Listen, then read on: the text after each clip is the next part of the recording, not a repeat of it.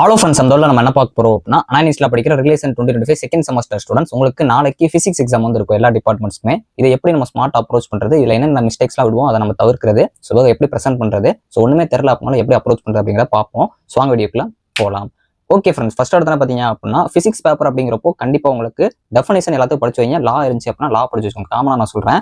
So derivations வர இதை வந்து முடிஞ்சளவு வந்து ட்ரை பண்ணுங்க. அதாவது வந்து டெரிவேஷன்ஸ் நல்லா பார்த்துருக்கீங்க, அதை கேட்டிருக்காங்கன்னா ஃபர்ஸ்ட் அதவே சால்வ் பண்ணுங்க, அதவே வந்து ட்ரை பண்ணுங்க. இல்லை எனக்கு டெரிவேஷன் தெரியாது, இல்லை பாதியோட நின்றுச்சு, எனக்கு கூட இருக்க ஸ்டெப்ஸ்லாம் மறந்து லாஸ்ட் ஆன்சர் தான் பார்த்து வச்சிருக்கேன், இல்லை அறகுறையா வந்து பார்த்து வச்சிருக்கீங்க அப்படின்னா டேரக்டாக தியரி போயிருங்க. ஏன்னா டெரிவேஷன்ஸ் நல்லா மார்க்ஸ் வாங்கி கொடுக்கும். ஆனால் ஸ்டெப்ஸ் ஃபுல்லாக தெரிஞ்சு லாஸ்ட் அந்த ஈக்குவேஷன் ஃபுல்லாக கம்ப்ளீட் பண்ணிங்கன்னா நல்ல மார்க்ஸ் வந்து வாங்கி கொடுத்துரும். இல்லை அப்படின்னா நீ தியரி போகிறது பெஸ்ட்டு. ஸோ அதுக்கப்புறம் மோஸ்ட்லி ப்ராப்ளம்ஸ்லாம் அட்டன் பண்ணுறீங்க அப்படின்னா அதில் வந்து இந்த ஃபார்முலா பேஸ் பண்ணி பண்ணுறப்போ ஸ்டெப்ஸை கொண்டு போகணும். அதனால வந்து ஸ்டெப் வைஸாக கொண்டு போகிற மாதிரி பார்த்து வச்சுக்கோங்க. டயக்ராம்ஸ் கண்டிப்பாக பார்க்கணும். அந்த ஒர்க்கிங் பிரின்சிபல் வர்றப்ப எல்லா இடத்துலையுமே வந்து அந்த எல்இடி அந்த மாதிரி இருக்கலாம். நீங்கள் டேரக்ட் டயக்ராம்ஸ் வந்து கண்டிப்பாக போடுற மாதிரி இருக்கும். ஃபார்முலாஸாக பார்த்து வச்சுக்கோங்க. இப்போ நீங்கள் லாஸ்ட்டாக பார்க்குறப்போ இது எல்லாத்தையும் நீங்கள் கவர் பண்ணிக்கோங்க. டெஃபினேஷனு, டெரிவேஷனு, அது போக டயக்ராமு, ஃபார்முலா, இது ஃபுல்லாக ஜஸ்ட் வந்து பார்த்து வச்சுக்கோங்க. ஸோ இப்போ நாளைக்கு எக்ஸாம் ஹால்குள்ளே போனதுக்கப்புறம் கொஸ்டினை ஃபஸ்ட் நல்லா ரீட் பண்ணுங்க. ஏன்னா உங்களுக்கு 4 யூனிட்ஸ்ங்கிறப்போ ஒரு சில யூனிட்ஸ் கொஞ்சம் ட்விஸ்ட்டாக கேட்கலாம், இல்லை ஒரு சில ப்ராப்ளம் பேஸ் பண்ணி கூட வரலாம்.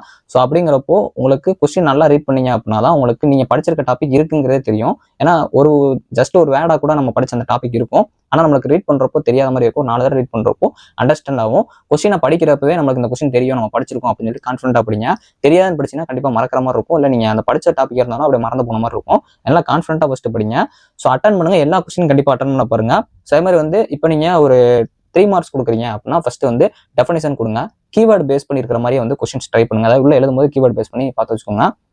ஃபுல் ஃபார்ம் கொடுக்க பாருங்க. அதாவது வந்து இப்போ KERMA, அதாவது வந்து கெர்மா அப்படின்னு சொல்லி இருக்கு அப்படின்னா kinetic energy released per unit mass, இந்த மாதிரி வந்து ஃபுல் ஃபார்ம் கொடுப்போம். அது மாதிரி ஒரு சில வேர்ட்ஸ் இருக்கு, ஒரு சிலது பார்த்துருக்கீங்க அப்படின்னா இப்போ லாஸ்ட் அதே உட்காந்து பார்த்துருங்க. அதை வந்து 3 மார்க்ஸ் பேஸ் பண்ணி அப்படி கேட்குறப்போ மோஸ்ட்லி அந்த மாதிரி 3 மார்க்ஸ்ல வரும். அப்படி இருந்துச்சு அப்படின்னா அதை வந்து நீங்கள் அந்த ஃபர்ஸ்ட் டெஃபினேஷனை கொடுத்துட்டு ஆரம்பிக்க பாருங்க.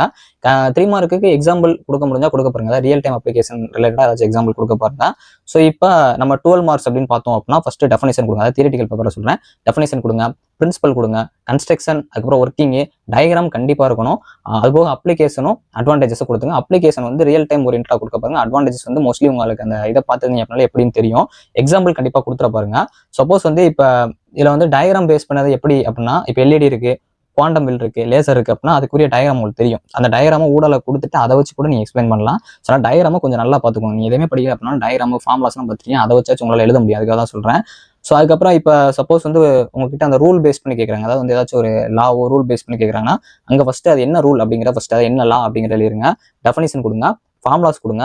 கண்டிப்பாக அந்த ஃபார்முலாஸ் முடிகிறப்ப யூனிட்ஸ் வந்து கொடுத்துருங்க. அது வந்து கரெக்டாக இருக்கும். இப்போ ப்ராப்ளம் ஓரியன்டாக கேட்குறாங்க, அப்போ என்ன பண்ணுவோம்? 3 மார்க்ஸ்னா மோஸ்ட்லி உங்களுக்கு அதை டேரக்டாக சப்ஸ்டிட் பண்ணி கொஞ்சம் தூரத்தில் ஆன்சர் வர மாதிரி தான் இருக்கும். அந்த மாதிரி இருந்தால் டேரக்டாக சப்ஸ்டிட் பண்ணி ஆன்சர் கொண்டு வந்துருங்க. இல்லை இப்போ வந்து பிக் கொஸ்டினில் கேட்குறாங்க அப்படின்னாலும் சரி, இல்லை 3 மார்க்ஸ்லையுமே சரி, ஃபர்ஸ்ட் ப்ராப்ளம் நல்லா ரீட் பண்ணுங்க. 2-3 ரீட் பண்ணிட்டு அதை ஃபர்ஸ்ட் என்ன கொடுத்துருக்காங்களோ அதை கிவன் போட்டு எழுதுங்க. அதுக்கப்புறம் ஃபார்முலாஸை ஃபர்ஸ்ட் கொடுங்க. ஃபார்முலாவை கொடுத்துட்டு அதுலேருந்து நம்ம சப்ஸ்டிட் பண்ணுற மாதிரி ஃபர்ஸ்ட் அதுலேருந்து அப்படி ஆரம்பிங்க. ஸோ அடுத்து வந்து கொஞ்சம் கொஞ்சமாக கால்குலேஷன் பண்ணுங்க. ஸோ ஸ்டெப் வைஸாக கொண்டு போங்க. ஸோ லாஸ்ட் ஆன்சரை பாக்ஸ் போட்டு காட்டுங்க. இல்லை எனக்கு ஆன்சர் வந்து தப்பாக வருது ஸோ அப்படின்னாலும் அதை சும்மா வந்து முடிச்சிருங்க. லாஸ்ட் யூனிட் கண்டிப்பாக போடுங்க. ப்ராப்ளம்ஸ் பேஸ் பண்ணால யூனிட் கண்டிப்பாக போடுங்க. இப்போ மிஸ்டேக்ஸ்ன்னு பார்த்தோம் அப்படின்னா என்ன மாதிரிலாம் நம்ம மிஸ்டேக்ஸ் பண்ணோம் அப்படின்னா லாஸ்ட் யூனிட்ஸ் போடாம விட்டுருவோம். இது ரொம்ப இதாக நிறைய பேர் பண்ற மிஸ்டேக். டயக்ராம்ஸை தப்பா போடுவோம். ஒரு சில இடத்துல வந்து நம்ம தெரியும் சொல்லிட்டு தப்பா டயக்ராம் போட்டுருவோம். ஸோ டயக்ராம் வரைக்கும் முன்னாடி 2-3 தடவை யோசிச்சுட்டு கரெக்டாக வரைய பாருங்க.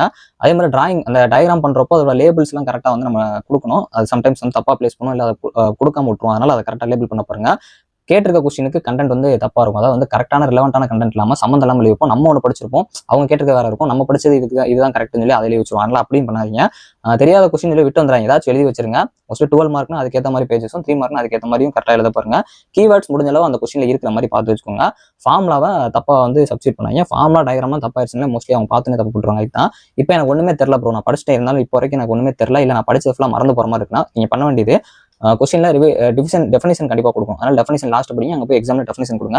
அதுக்கப்புறம் வந்து கண்டிப்பாக பிரின்சிபல் கொடுக்குற மாதிரி பார்த்துங்க, ஃபார்முலா கொடுக்குற மாதிரி பார்த்துங்க, டயக்ராம் கண்டிப்பாக டயக்ராம் கொடுக்குற மாதிரி பார்த்துங்க, அப்ளிகேஷன் ஏதாச்சும் ஒன்று பார்த்து வச்சுக்கோங்க. அதை வச்சு ரெலவெண்ட் அட்டன் பண்ண பாருங்க. இப்போ உங்களுக்கு ஒரு தெரியாத ரூட் நீங்க போறப்போ கூகுள் மேப் ஆன் பண்ணியோ, இல்லை உங்களுக்கு யார்ட்டாச்சும் அட்ரஸ் கேட்டீங்க அப்படின்னாலும் அதோட ஒரு ஐடியா வச்சு அங்கங்கே பார்த்து நீங்க போயிருவீங்க. அதே மாதிரி ஒரு ப்ளூ பிரிண்ட் மாதிரி நீங்களா ஜஸ்ட் வந்து இந்த மாதிரி ஒரு ஃபார்மேட் வச்சுக்கிட்டீங்க அப்படின்னா கொஸ்டின் டஃபாவே கேட்டாலும் இதை வந்து ஒரு ஃபார்மேட் வச்சு பேசிக்காக கொடுக்குறப்போ உங்களுக்கு மார்க்ஸ் கிடைக்க வாய்ப்பு இருக்கு. பிசிக்ஸ்ங்கிறப்போ ஈஸியாக தான் கேட்பாங்க.